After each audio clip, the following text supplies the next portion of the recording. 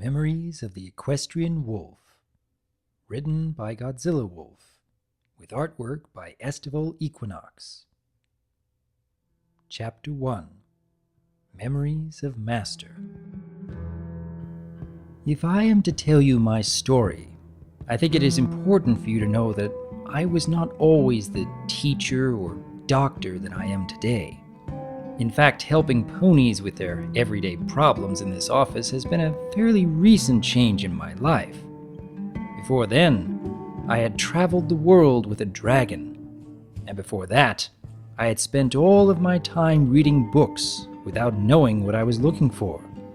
And before then, well, even I don't know all of the details. My memory of such times is fragmented. Some memories are clear, others are in a fog. But that's probably because I was a very different sort of creature then. I did not wear clothes, I did not speak words, I didn't even walk on two legs. In fact, at the time, I didn't even comprehend such things. I was just like any other wolf.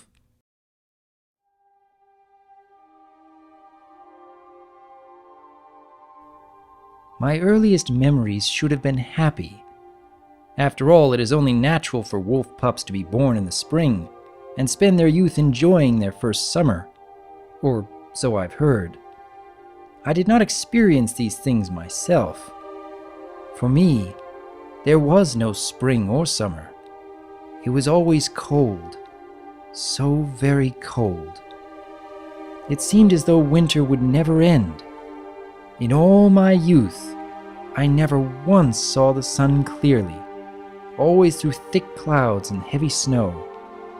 And even now, I could not fathom as to why.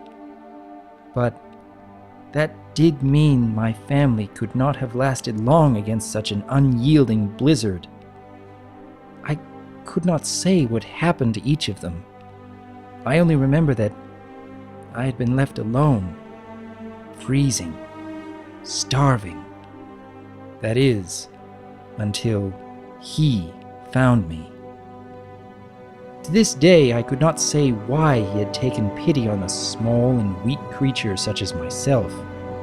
I do not know how he came to find me. All I remember was hearing the crunching of snow under his hooves. I looked up, and he was there, towering over me. I remember at first believing him to be a large member of my kind, because he was covered with fur. Imagine my surprise when he took off the fur on his head to reveal a creature my young eyes had never seen. But he took me in, nursed me back to health, kept me warm and safe. He took me inside what I had always thought was a large den made of stone, with a bright light coming from inside. The first real light I had ever experienced, and I was cold no more. That is all I remember, but it is one of the more vivid memories I have of that time. Perhaps because the concept of warmth was so rare to me, and yet so fundamental to survival that even young I realized how important my rescue was. Only when I was still with my family did I have even the vaguest recollection of being warm before that time. And though I was so very glad to be alive, I still felt so very alone. For this savior was quite unlike anything I had seen before. Where I had paws, he had flat stumps. Where my teeth were sharp, his were dull. He had two sets of fur, one long that he could remove and one much shorter he couldn't, while I only had one long coat. But I never could have imagined just how different we really were until the day he lowered his horn to touch my forehead. A bright light flashed before my eyes. I felt great pains throughout my mind. And though I did recover from this sort of spell, as I would eventually learn to call it, the process continued on a daily basis. And each time, he would speak to me with strange sounds, always looking hopeful at first, and then frustrated and angry. Or perhaps at first he was just hopeful and later he became frustrated and angry. Or sometimes he was frustrated, others angry, others hopeful. I cannot tell for certain if every session was the same, or each different and they're simply running together. But one day, I was listening to the sounds of my master and understood them. I cannot tell you how many sessions it took, or if the understanding was all at once in a great realization, or over multiple sessions slowly forming together. But I did begin to understand what he meant. He seemed to become more hopeful as he noted me becoming more attentive. I began to understand the sounds were called words, and they were to him and his kind what barks, yips, and howls were to mine. I learned his body language as well. The first thing I can remember him teaching me was that nodding meant I understand, and shaking my head meant I do not. Well, not exactly in those words. I knew only the concept, like I knew wagging my tail meant I'm happy. But when I first nodded in response to a question that I cannot recall, he repeated it, and I repeated my response. I was taken back by this. You must understand, being able to grasp what was not instinct was something I hadn't been capable of doing before. My thoughts had always been simplistic, straightforward. Things like, this meat smells good, I should eat it. Or, this creature is pack leader, I follow him. Those things I comprehended. This was a completely new experience. I suppose narrow may be a better term for my reaction. I'm sorry if that is incredibly vague, but imagine if a blind pony woke up one morning and could make out the color of one object in the room. That is what it was like to be me in that moment, and it is a vivid image imprinted on my mind ever since, even after all these years. As the days drew on, so did the spells. I began to understand more and more. I learned more words, though I'd yet learn how to speak.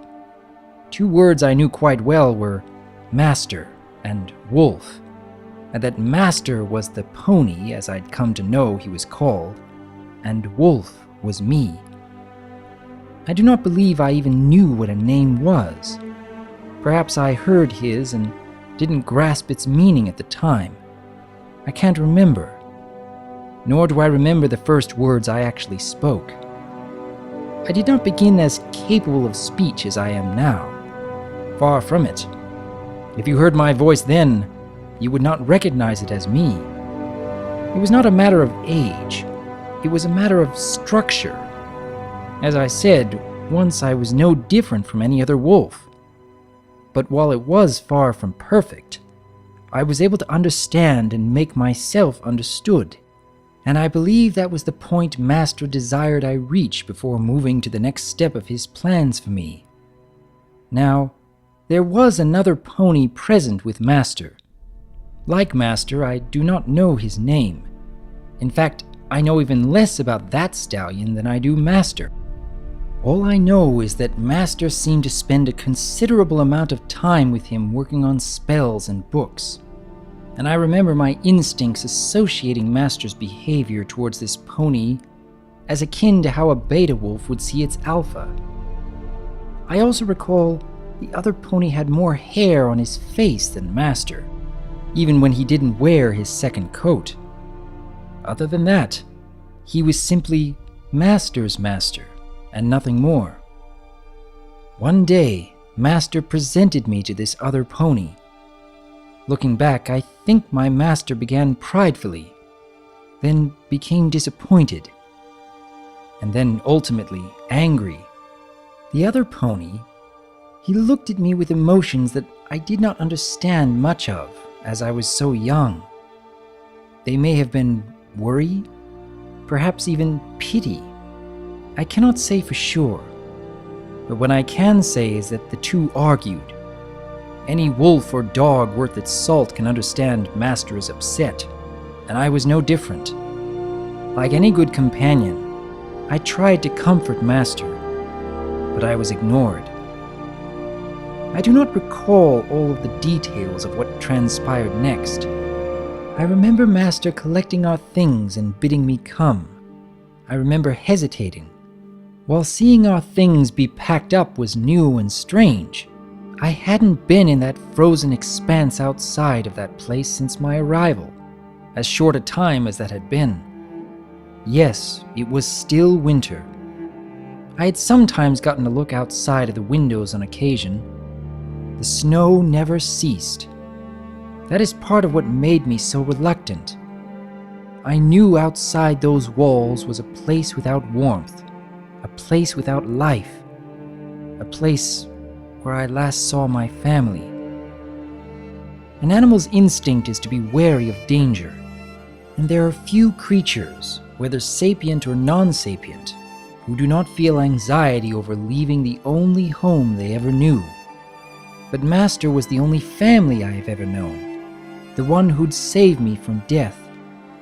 He was the only pack that I knew, and that overrode my anxiety and fear. Not knowing what awaited me, I followed him out into the bitter cold, endless winter.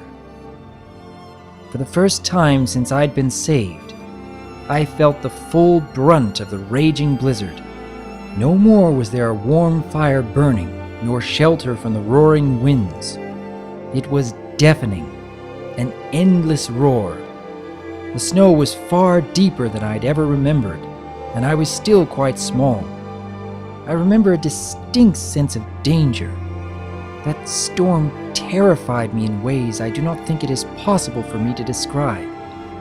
It was like there was something lurking out there in the snow and white. It was instinct, and instinct isn't always rational. We traveled far, very far. Each night we found refuge, and Master started a fire. He continued the spells, and began to teach me a new skill each stop. One of these was reading. Master ingrained in me a sense of that skill being extremely important to what was coming. While it was an entirely new experience for me, I believe it came easier to me than spoken language because it was a constant. A sentence spoken needs to be repeated for you. A sentence read does not. It simply needs reread. I wish I could say the first book I read is one I treasure to this day, but I cannot recall even one sentence of it, let alone a title. I've read many, many books in my lifetime. So many that to name them all would take an eternity. So, sadly, the first one has been lost in the fog of time. I cannot tell for sure how long that journey and those lessons took. I know that it was far longer than our time staying at the Master's den. Long enough that I began to grow bigger. But no matter how long or hard the journey became, I never once thought of leaving his side. He was all I had ever known. Canines are known for their loyalty, I suppose. As we and time marched onwards, I began to notice a serious change in that world around us. The snow slowly ceased. At least that is how I perceived it. I began to see green plants. Well, at the time they looked more of a blue or a shade of gray. I couldn't yet see the color green, but I still knew that they were something new to me. I saw the sun in full clarity for the first time in my life. I felt its warm light on my fur. I saw its sister body, the moon, and naturally my instincts drew me to it. Yes, at the time I did howl to it, though these days I prefer sitting out watching the moon while listening to Claire de Lune. Master's second fur disappeared for good. Well, I doubt they happened all at once, but that's how my mind recalls it. However, our journey did not end. Finding a warm place where all was green was not what we had come for. What may have been the true goal of our trek I still did not know even to this day. I can't even begin to guess. But I remember 2 words, simply due to endless repetition: library and alone. The shift from white to green was not the only change of scenery we were met with. They went from green and mild to sandy and hot. I had never seen sand before in my entire life, at least not vividly enough to stand the test of time and withstand the fog of ages. Now I was surrounded by endless stretches of it, and we'd gone from an endless, unyielding winter to unending heat during the day and far colder nights. Thankfully, Master knew spells to protect us, but all of it still seemed unending. With my growing mind, I began to question how long our supplies would last, how long we'd survive. But I never left Master's side. I knew he needed me. I knew he had some purpose for me, and that merely made me more dedicated to remain with him. And eventually, after so many days and nights, the continuous walking finally came to an end. We at long last had arrived. The library that Master had been speaking of for all that time stood before us.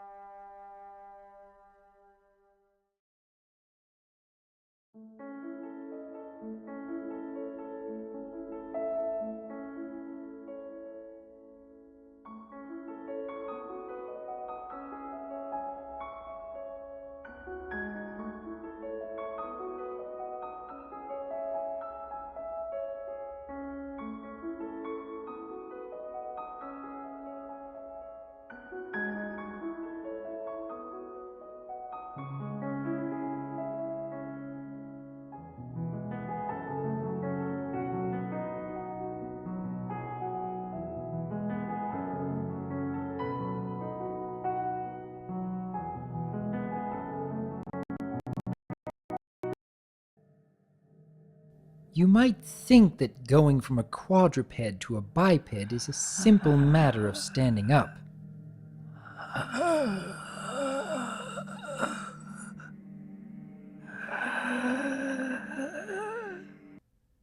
That is far from the truth.